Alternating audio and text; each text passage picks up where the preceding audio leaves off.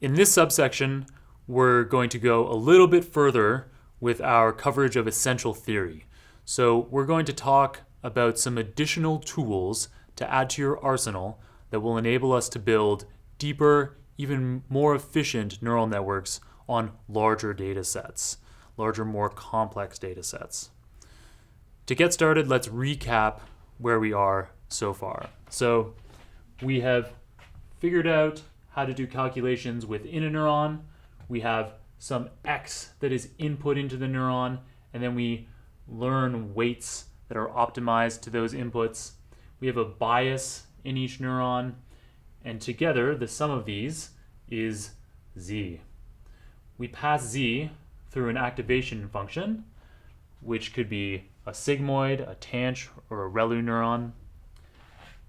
And then each of these neurons is represented by these neurons within our larger neural network diagram. So within this neural network, we have an input layer. So these could be like the images, the MNIST digits, or any kind of picture or input. Then we have hidden layers that are doing the computation, and those hidden layers pass to some output layer where we're comparing the output of the network against the true outputs that we're trying to output. With each layer of depth that we add into the network, we have increasing levels of abstraction that are possible. So for images, we'll typically see edges being learned in the first hidden layer, and then further layers are combining those to have more complex representations. In order to learn, we need to know how wrong we are. We do that with cost functions. So we used cost functions to figure out how far off we are from the true output that we're trying to have. And then we use gradient descent to minimize the wrongness of the cost function. And we can back propagate our gradient descent through the network so that we can learn with multiple layers of neurons. And we've also talked about a couple different kinds of layers that we can have. So mostly we've been using dense or fully connected networks where each of the neurons in one layer input to all of the neurons in the next layer, and so on. So these are dense or fully connected networks. And we've also talked about softmax layer, which is typically used just at the very end on the top layer of the network to output a probability, a class probability of what the network is guessing.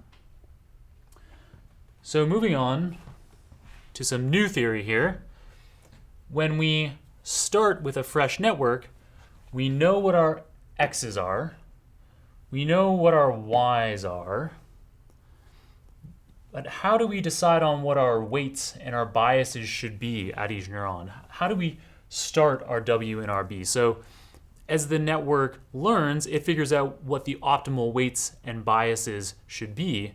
But when we start off, what kind of values should we initialize this network with? When we're deciding on what kinds of values we want to initialize the network with, we make those decisions ourselves as the person creating the neural network, as opposed to the weights and biases after the neural network has been doing some learning. So when we initialize those values, how do we choose them? Well, we probably don't want to have a very strong opinion as the person creating this neural network. We want the neural network to have relatively uninformative weights and biases. So we could have zeros as our weights and biases. But that actually turns out to be a bad idea, because if we have zeros at all of our weights and all of our biases throughout the network, then there's no kind of randomness in there for the neural network to discover what possibilities work better or not. So let's not use zero. We're going to do an experiment in lesson 4 to see the effect of trying to initialize a network with zeros. So how about values near zero? We could draw samples from a uniform distribution. So we could have values near 0. So we have some probability distribution, and we want to be picking values near 0. So we could limit ourselves to picking values from a distribution that's evenly distributed from -1 to 1. So we're going to say I want to have small weights that aren't too far away from 0, and we'll just pick some random values from this distribution, anywhere between -1 and 1, and we'll throw those in. That's one way of doing things. Another thing we could be doing is we could be using a normal distribution around 0. So then we're tending to pick values that are very close to 0, and we less frequently take values that are further away from 0. We could even decide to truncate it so that we're saying, well, I'll take a normal distribution, but nothing that's too high or nothing that's too low. We're only going to take values from this truncated normal distribution. We'll try those later on. But for now, we're going to say that those are not optimal. And we'll see some examples later as to why that is.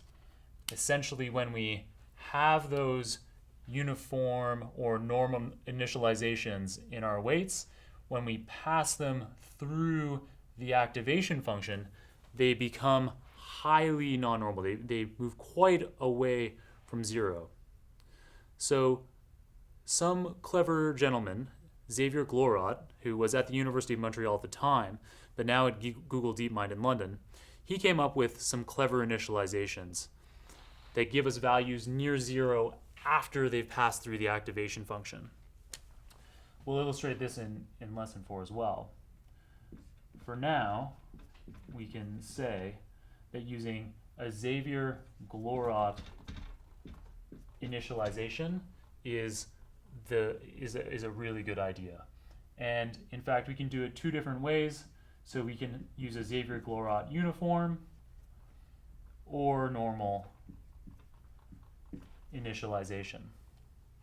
The next thing I want to talk about is gradient descent. Now, we talked about gradient descent yesterday. Let's recall quickly.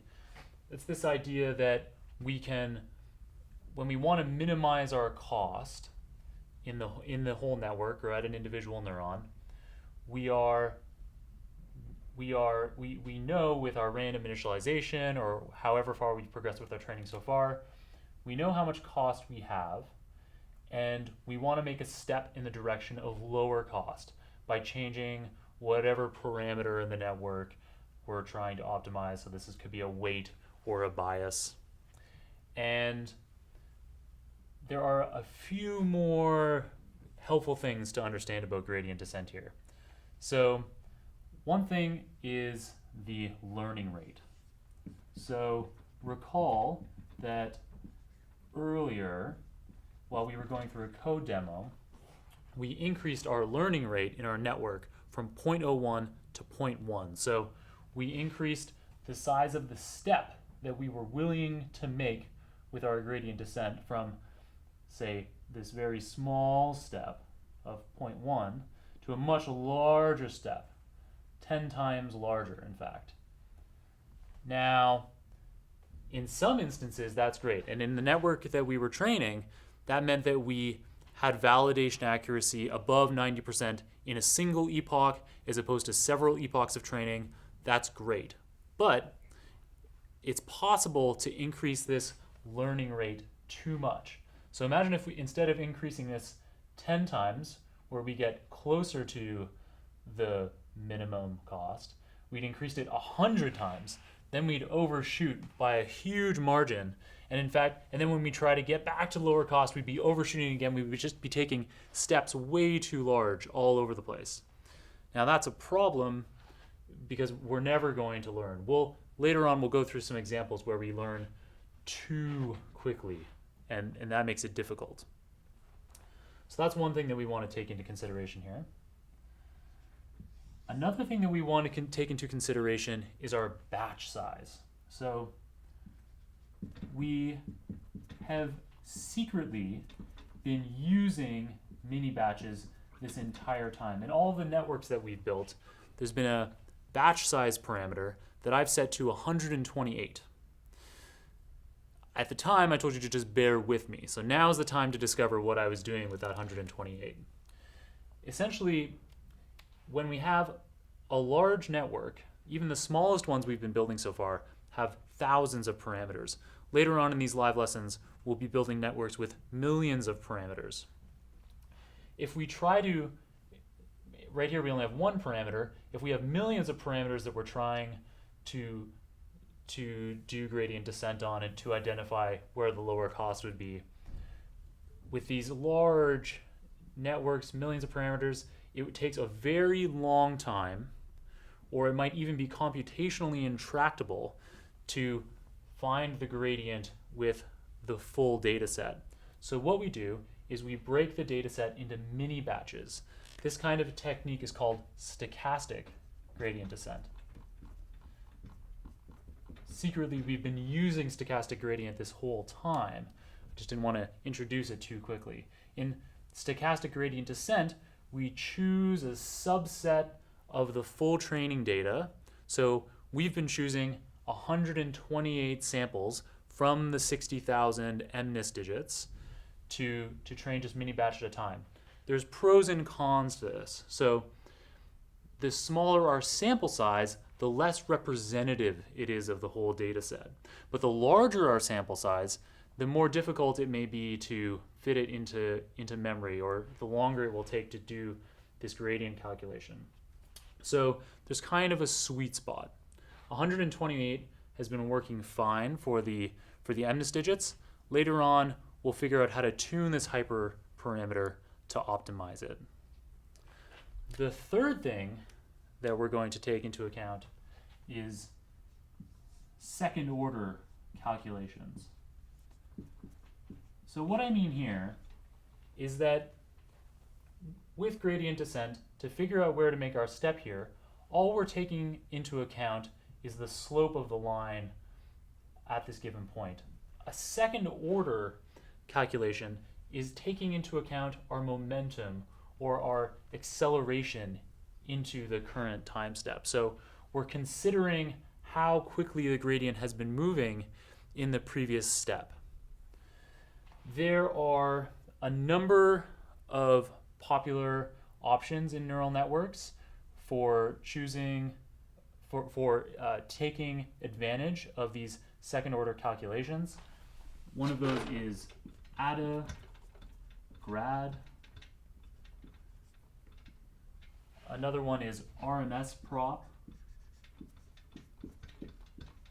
In these live lessons, we're going to focus on ATOM.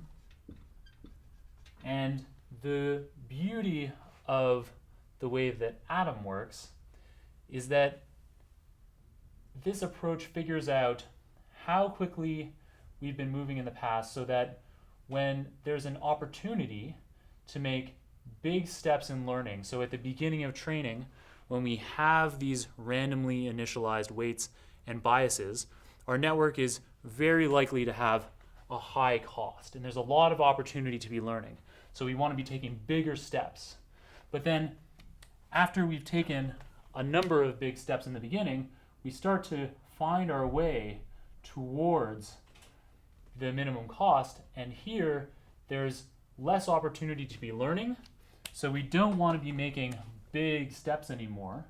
We want to make smaller and smaller steps to eventually narrow down onto this minimum. So ATOM uses momentum to make all of those calculations for you automatically. Alternatively, with standard stochastic gradient descent, you can set your network with a variable learning rate so that your learning rate slows down over time. You can set that manually. But once again, with ATOM, all of this happens automatically. It's a beautiful thing. There's one big issue that is a bit of the elephant in the room related to gradient descent, and that's unstable gradients. So typically, this manifests as a vanishing gradient problem, where here I've drawn a little diagram with 4 hidden layers in a network. Over epochs, as we train, our learning rate decreases. At the very beginning, when we initialize the network with random weights and biases, there's a lot of learning to be done, and so learning progresses quickly. Over time, that slows down. However, the effect is more dramatic in deeper layers in the network. So the ones closest to the output y have the fastest learning rate, and then as we go deeper, the networks have orders of magnitude slower learning rates. So the deeper that our network becomes, the more difficult it becomes to train it. And that's because the layers closest to the output have lots of information about how they could be wrong, but as we get deeper and deeper, it becomes less clear how we should learn to be making these changes. We're further away from the right or wrong information at the output level. So this is a problem that becomes really big if we have dozens of layers, and we won't be getting into dozens of layers or hundreds of layers in the neural networks that we're building, but it's something to be aware of. In some situations, you can also have the opposite problem, though this is less common, where you have an exploding gradient, and in fact, the neurons further away are learning too quickly. Either way, the learning is out of control, and we have a very difficult time converging on what the optimal weights and biases should be. For our purposes, the initialization that we talked about already, as well as normalization that we'll get to next, should be plenty to help us mitigate the unstable gradient issues. With any kind of machine learning or any kind of model fitting in general, an issue that you can run into is overfitting. So let's talk about what that is quickly. So let's imagine we have some input x and some output y that we're trying to predict. We could have one parameter in our statistical model, and we could try to fit these lines as best as we can, and we might end up with something like a straight line like this.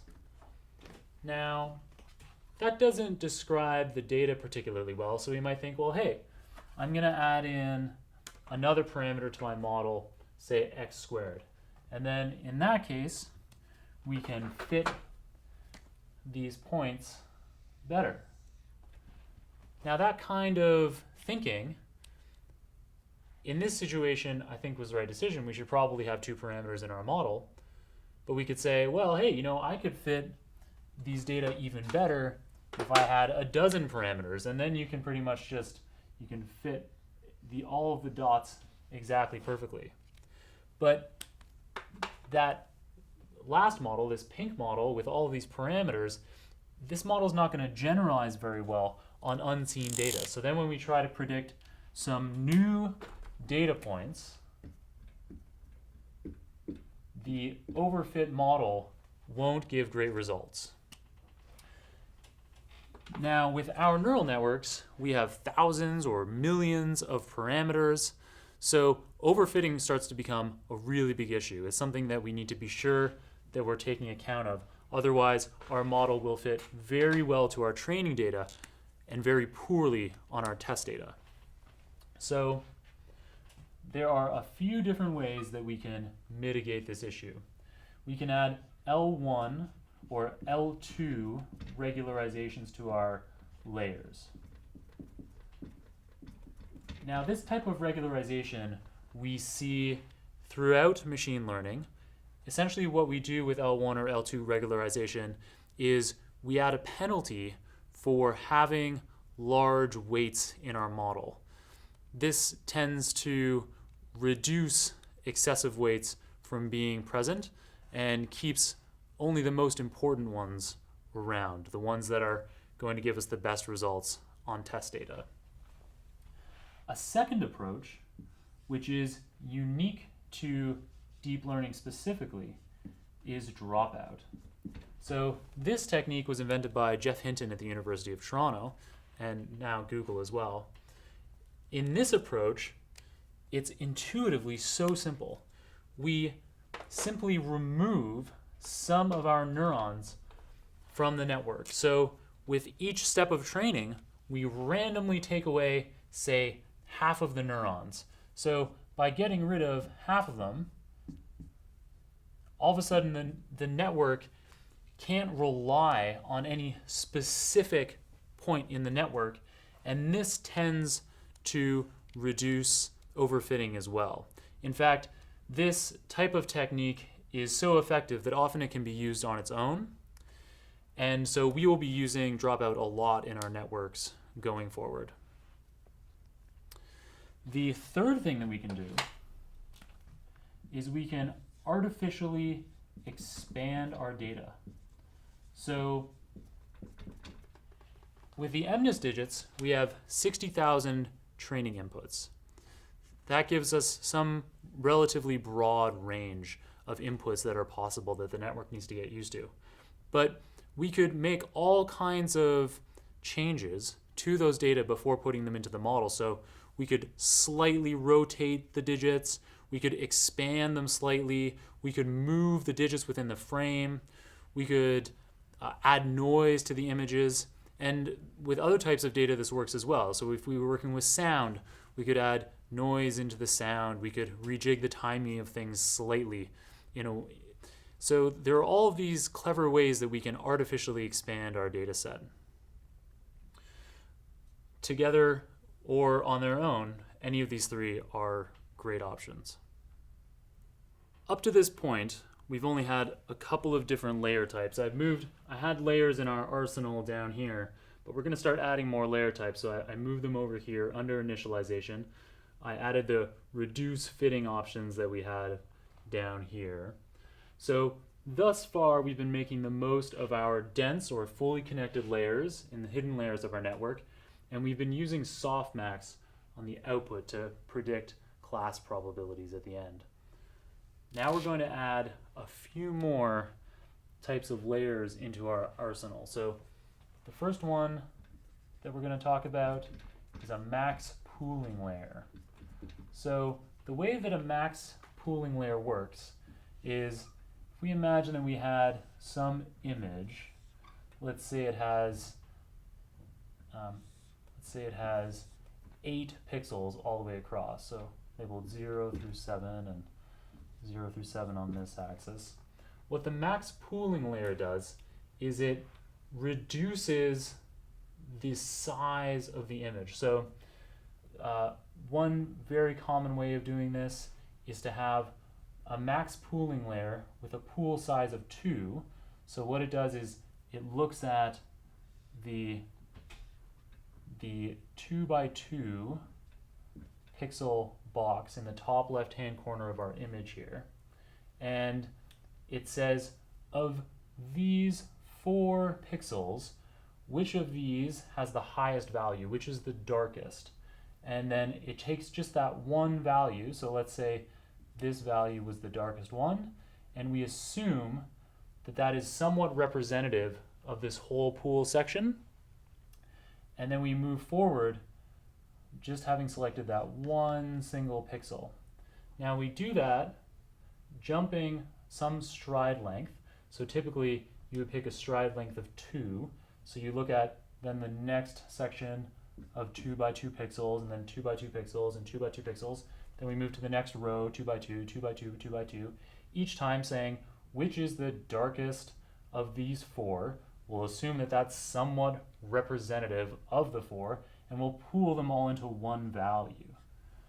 So then, in the end, this image that we had that was 8 pixels by 8 pixels ends up having only 4 by 4 pixels, and therefore only a quarter as many of the pixels that we started with. So we initially, this 8 by 8 image had 64 pixels, and by doing this max pooling with a pool size of 2 by 2 and a stride length of 2 by 2 as well, so 2 along the vertical as well as the horizontal axis. We reduced the size of our image from 64 to just 4 by 4, which is 16. So this becomes useful in making the complexity of our problems, of all of the weights and biases that we're trying to fit, a little bit simpler. The next kind of layer that we're going to be using is super easy to explain. It's really just an operation. So it's a flattening layer. And all that we're doing with this flattening operation is we're, say, taking a 2-dimensional or a 3-dimensional array and we're flattening it into probably a 1-dimensional array. So this is very simple to explain. We did these kinds of operations in our pre-processing with the MNIST digits. If you recall, we had 28 by 28 images and we flattened them into 784 by 1 arrays. So it's the same kind of idea. Typically, we'll use flattening to convert from convolutional layer, which we'll cover next, into dense layers. So convolutional is the third kind of layer that we will be using in our networks in this lesson. We're adding into our networks in this lesson, and they require a bit more detail. So we're going to get building some networks with max pooling layers and flattening layers first, and then we'll come back to convolutional layers. There's one final technique that merits speaking about on its own here, and this is the idea of batch normalization. Batch normalization came about only a couple of years ago, but it is a recommended best practice today in building deep neural networks. Batch normalization ensures that the distribution of input data into each layer doesn't progressively shift layer by layer. So the advantages of including batch normalization are that, 1, we don't need to worry as much about our initialization parameters. 2, we reduce the likelihood of neurons saturating, so getting stuck at high or low output levels and not contributing much to the network and having difficulty learning. So we reduce the likelihood of neurons saturating, and therefore we learn optimal weights throughout the network more quickly. And the third benefit of batch normalization is that it has regularizing effects, so eliminating the need for dropout or other types of regularization in some instances. Without batch normalization, the shift in variables called covariate shift can become more severe the more layers there are in the network. So batch normalization is especially important at this juncture where we're about to start adding in more and more layers.